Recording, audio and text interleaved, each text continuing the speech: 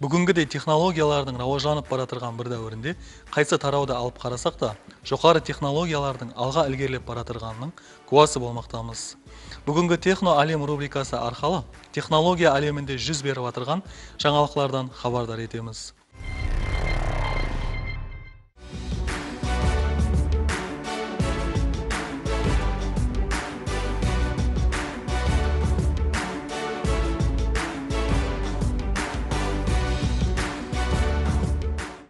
Заманауи технологиялар рауажланған сайын апуай затлардың да өзгеріске ұшырап отырғанының куәсі болмақтамыз. Бұған мысал ретінде орылықсыз ісленген велосипедтің жаңа түрін атап өту орынды. Сырт елі компаниялардың бірі тарапынан Half-Bike 2 деп аталған жаңа велосипед жаратылды. Сондай-ақ оны бүклеп, жинап алып жүруге де болады. Салмағы бар жоғы 8,2 килограммды құрайды. Ол жүда жеңіл болғандықтан осы өзгеше велосипедті айдау жүда қолайлы. Қазіргі уақытта көптеген сырт елі компаниялар тарапынан ақыллы, яғни смарт білезіктер, смарт сағатлар, фитнес құрылмалар ісілеп шығарылмақта. Міне осындай құрылмалар қатарында смарт білезіктің айрықша түрін атап өту орынды. Ол келешекте смартфондардың орнын басуы мүмкін деген болжаулар айтылмақта. Қалай дейсіз бе? Экранларыңызда көріп тұрған білезік арқылы тұтынушылар өздерінің телефонындағы экранларды қолына сәулелендіре алады. Анығырақ етіп айтқанда, смартфонның экраны сымсыз мағлұмат алмасу технологиясының жәрдемімен кеңістікте пайда болады. Ол үшін білезікке Pico деп аталған проектор орнатылған. Қазіргі уақытта білезікті ісілеп шығарушы франциялы бағдарламашылар оны еле де жетілдірмекте. Көріп куәсі болғанымыздай, алдағы уақытта осы түрдегі білезіклер смартфонның орнын басса, еш хайран қалмау керек.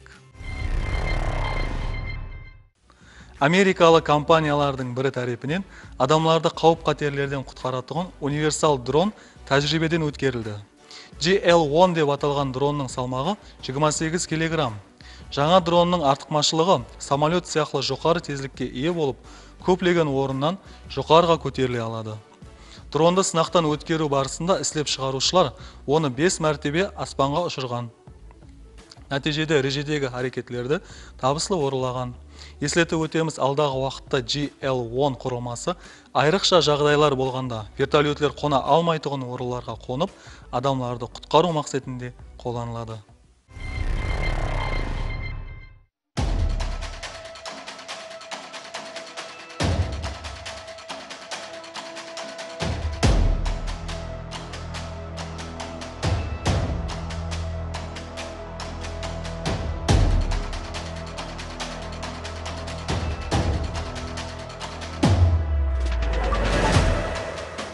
Ал Япониялы автотранспорт ісілеп шығарушы компаниялардың бірі тарапынан айға ұшатын құрылма ісілеп шығарылды.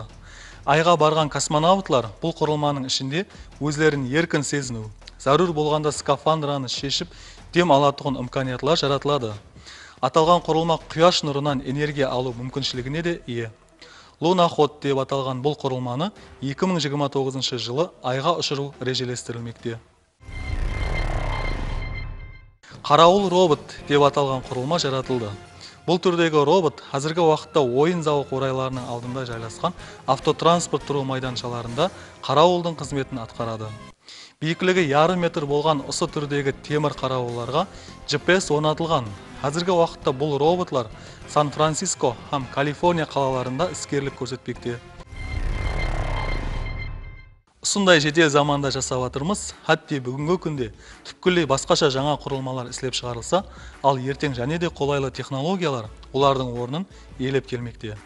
Біз бұған әлбетте рубрикамыз давамында куә болмақтамыз. Бүгінгі жаңалықтарымыз осылардан ібарат. Технология әлемінде және қандай жаңалықтар жүз берсе, біз оларды әлбетте сіздердің ітібарыңызға ұсынуды давам етеміз. Бізден жаңалық күтің.